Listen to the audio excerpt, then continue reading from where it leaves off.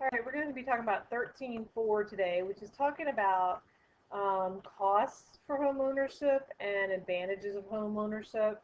And we're going to be talking about how to calculate loans. We're going to be talking about fixed rate mortgages, adjustable rate mortgages, closing costs, and how to consider taxes and insurance and maintenance and how much you're going to be having to spend each month.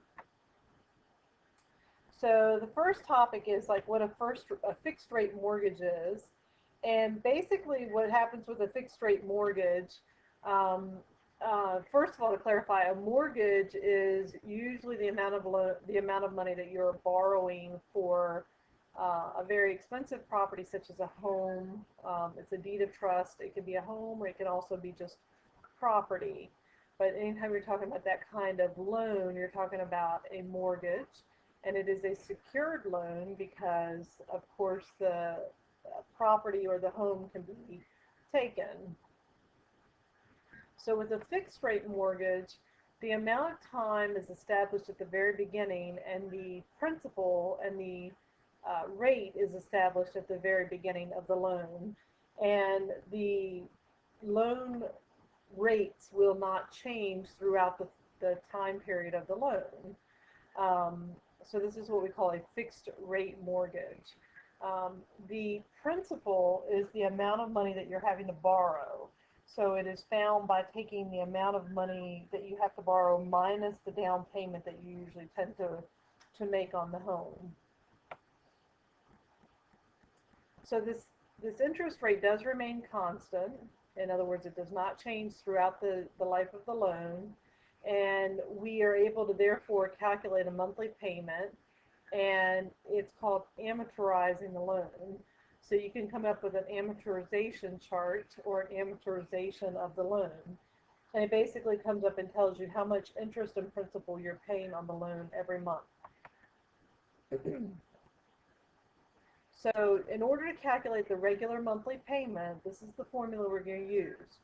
P is the amount of the loan, R is the interest rate of the loan, and T is the time in terms of years, because most of these loans are over a period of time for years. So to do these calculations, you're going to have to take them step by step. You're not going to be able to just plug everything into the calculator in one shot and get this information. You're going to have to take it easy. So here's an example. Find the monthly payment necessary to amortize an $80,000 mortgage at 6% annual interest rate for 25 years. So going through our formula and knowing that our formula, the value of P is going to be 80,000. Zero. The value of R is going to be 6%, so 0.06. And the amount of T is 25 years, so it's 25. Okay, so we're going to plug all of this into our formula.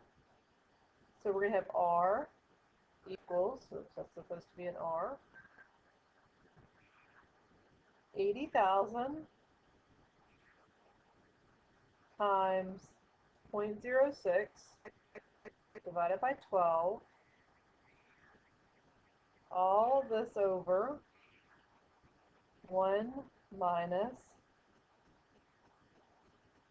12 over 12 plus R, which is 0.06. All of this raised to the 12 times, 25 power. Okay. Now all of this is going to end up being, the value, the answer is going to end up being $514.44. But if you take this problem step by step and work it out, you're going to have to do the top part of the problem first. So you're going to have to do 80,000 times 0.06 divided by 12. And when you do that calculation for the top, you end up with 400. Then you're going to have to do, I would recommend this part here, 12 divided by 12 plus 0.06. So you're going to have to do the 12 plus 0.06, which comes out to be 12.06. So 12 divided by 12.06 comes out to be 0.995.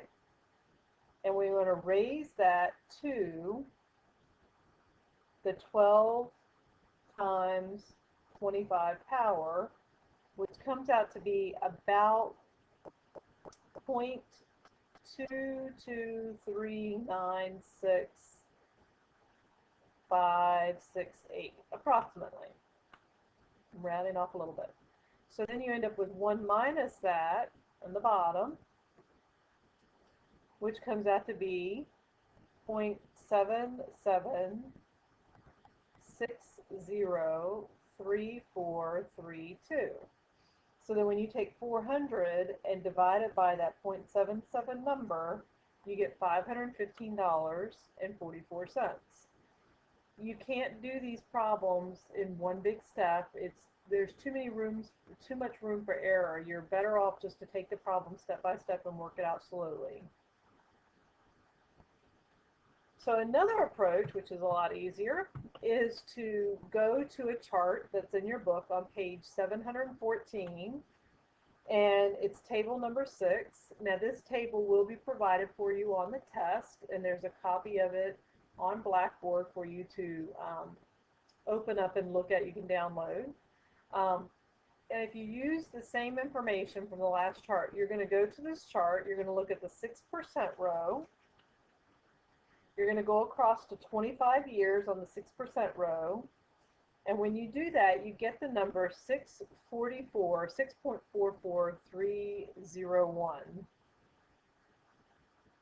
Okay, again, you're going to the 6% row, you're going across to the 25-year mark, and you get that 6.44301.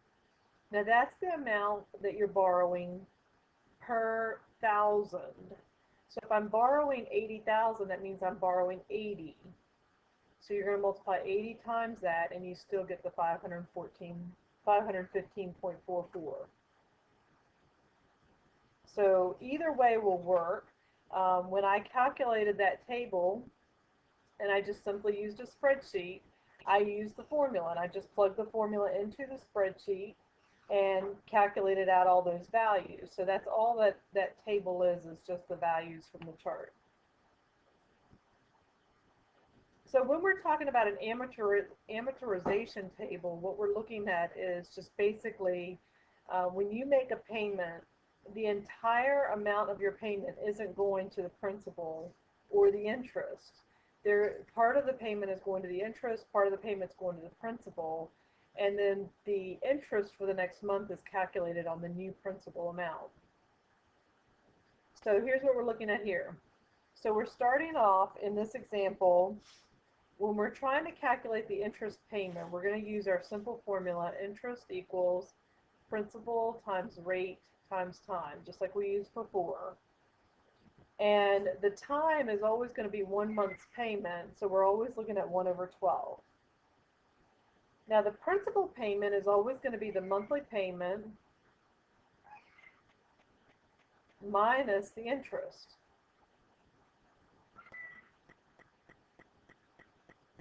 Okay, so if we do our calculation for this information that we have here from the last example, it's 6% interest, and the principal is $80,000. Too many zeros that time.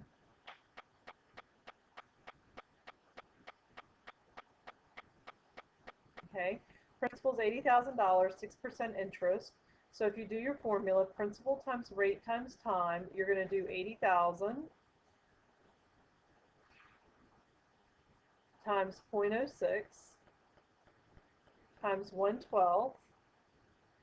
And when you do that calculation, you get an amount of $400.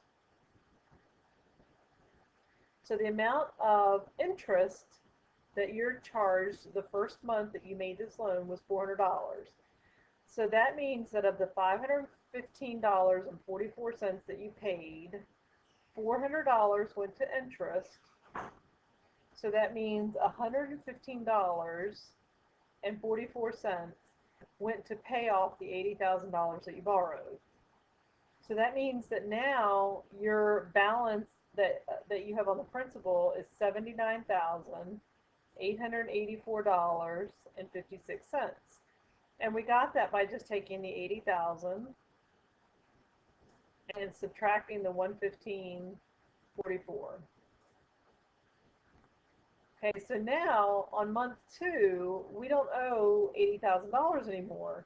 Now we owe $79,884.56 times the 6% rate times the 112 comes out with a interest payment of $399.42. So now this month, that $515 payment, this time $116.02 went towards the principal. So now I'm going to take the $79,884.56 and subtract the $116.02, and it's $79,768.54. So frequently your loan officers or your banks will say that it's always a good idea to pay any extra if you can. So let's say this month we had an extra $20 and we wanted to go ahead and pay an extra $20 this month on our loan. It doesn't sound like it would be making a huge difference, but when you look at this, just by decreasing our balance by $115, we're starting to increase the amount that's paid off on the loan. So if you were to make a $20 extra payment, then that means instead of paying $116 on the principal this month, you'd be paying $136 on the principal this month. And that little bit can make a big difference in the life of the loan. If you do $20 extra every few months, that's something that can make a big difference.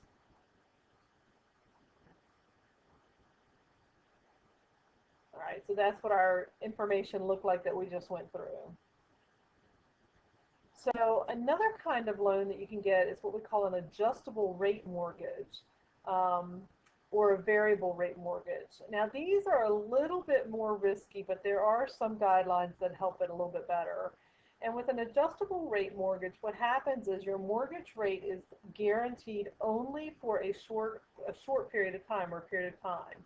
For example, every 1 year the rate could change, or every 3 years the rate could change, or every 5 years the rate could change. So the problem with that you might encounter is that the rates might go up, and that would mean your monthly payments would go up. So you have to be careful about that you have some guidelines that can help you with this. So a lot of times there is, they were talking about an index here, and that index is, again, just they're looking at state guidelines, federal guidelines to figure out how much interest rate you're going to pay. So a lot of times what will happen is the lender will have this margin that they can add to. So they can take whatever the index is and they can add a 1% index or a 2% index or something like that to the loan. And that's how they establish what the adjustable rate is going to be. So for example, let's say you have a $120,000 loan. It's a 1-year adjustable rate mortgage for 30 years. And that means that at the end of every year, the lender can adjust the interest rate. So the current interest rate is 4.5%, and they have a 2% margin. So what they're going to do is your interest rate is going to be 6.5%. So they take the 4.5% and add the 2% margin that they're allowed to add, and they get a 6.5% first year rate.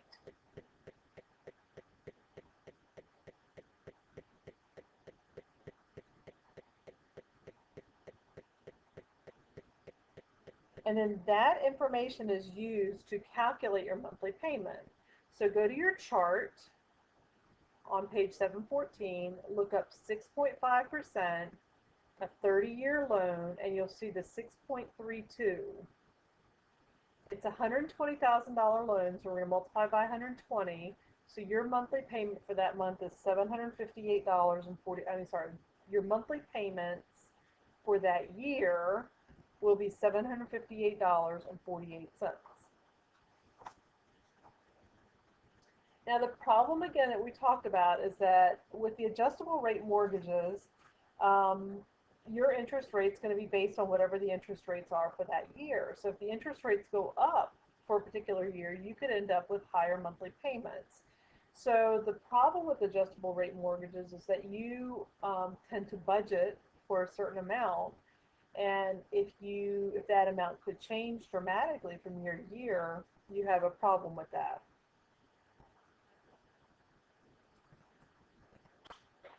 Okay, so some of the advantages that you can look at here is there are also sometimes there are discounts. So again, what we can do is you can pay off a certain amount, basically a down payment, and you can decrease your initial interest rate. So basically you're buying a better interest rate. There's also something called an interest rate cap. And what you can do there is that sometimes with the adjustable rate mortgages, there will be a cap on the amount that the interest rate could go up. So that's a good thing, because you don't want the possibilities that it's a horrible, horrible year and your interest rate goes up to 10% or 8% or something ridiculous. The periodic cap also increases how often that interest rate can change. So it'll limit it to a certain amount of increase in a 6-month period of time, or a certain amount of increase in a year or 2 years. So again, that way, as the borrower, you won't be suddenly your payments won't double or something like that. The amount that it can increase is only by a small amount each year or each month.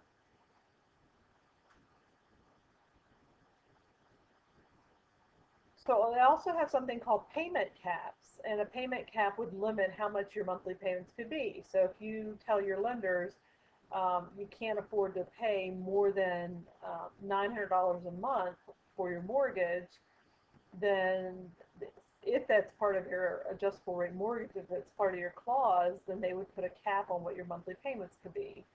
Now the problem with the cap is that if your interest rates do continue to increase, which is possible, then you could end up actually not even paying the full amount of the interest. So if we go back to that example that we were looking at a few slides back,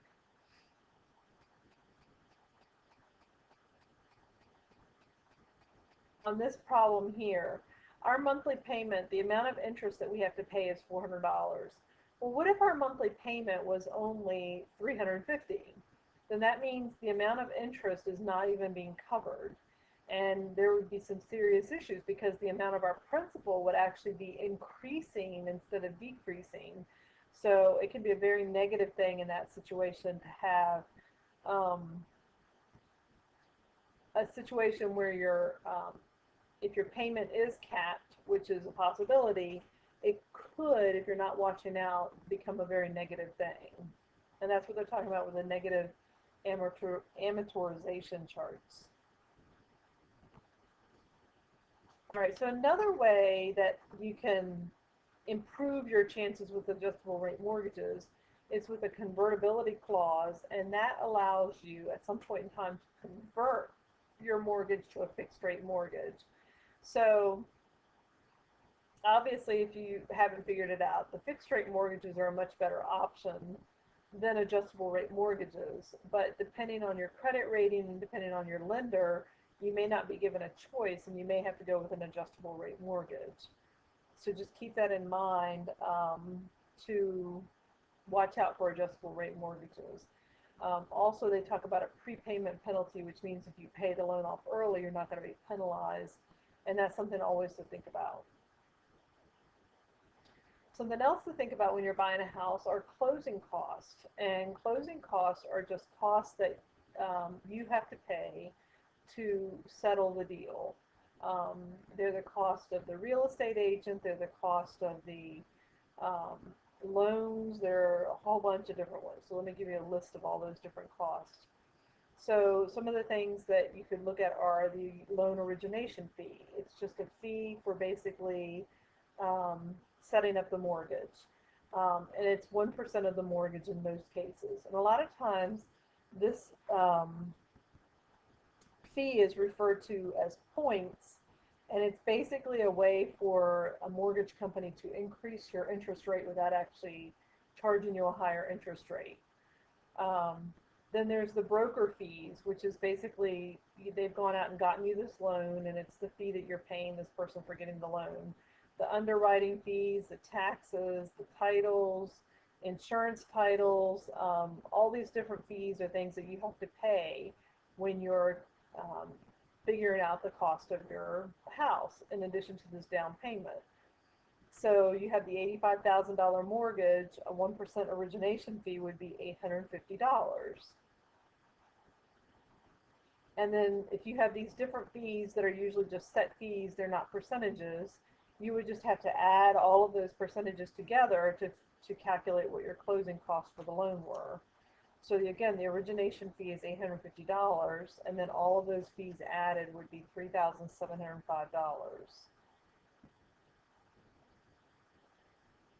We already talked a little bit about what I meant by those points, and again, basically, again, it's the origination fees that you see there. They're typically 1 or 2%. And again, by imposing those points, they can increase your interest rate without actually increasing your monthly payments, because those points or those percentages have to be paid at closing at the time that you settle the loan or settle the sale. So other things that you have to really think about are taxes, monthly, not monthly, but yearly taxes that you have to pay, property taxes on the home, insurance costs for homeowners insurance, to take care of your house in the event of damage, maintenance to the house. So a lot of things, getting your down payments are very, very important. Having the cash available to make sure you're qualifying for the loan, making the mortgage payments, but you've also got to think about these other things.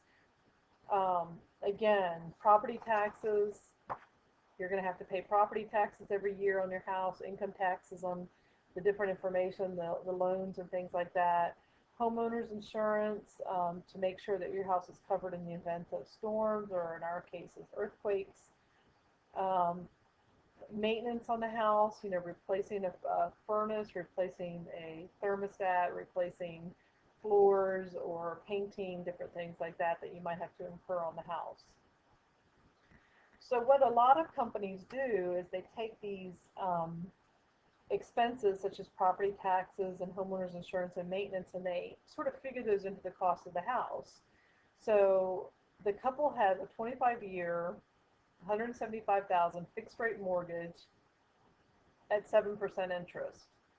They also owe $2,800 in taxes, $750 for homeowners insurance a year, and they want to calculate what their net average monthly expenditure is. So not only do you have to consider how much is their monthly payment, but you also have to figure out that they need to sort of set aside money for these annual taxes each month, and they need to set aside money for their homeowners insurance each month. So when you do the calculations, again, going to our chart, looking up at 25-year, 7%, we're going to end up with a monthly payment of $1,236.86. Now, when we look at the fact that they have a $2,800 tax and a $750 homeowners insurance, if I split that up among 12 months, that means that I have to pay I have to set aside $295.83 a month just to make sure that I'm covering these taxes and everything. So my real expenditure is the $1,236.86 plus the $295 $1,283. So my total monthly amount that I need to set aside, and some of this actually has to be paid, is the $1,532.69. So what some companies do is they have what we call an escrow account, a reserve account, an impound account, different things like that, where basically they take that $295.83 a month and they tell you that you need to actually pay that, and sometimes they'll make you pay extra each month. And they put this money in escrow, and that way there's definitely the money there at the end of the year or when it's necessary to make those payments. And the lender can guarantee that those property taxes are being paid. They can guarantee that the homeowner does have insurance on their house, because if they don't have insurance on their house and it's damaged by fire, then the lender is going to lose out on that money. They're not going to be able to get their loans paid back. So these are different things to think about when you're buying a house. I hope things are going well for you, and keep in touch with me, and we're getting close to the end of the class, so make sure you're keeping up with your work and let me know how things are going. Have a great week.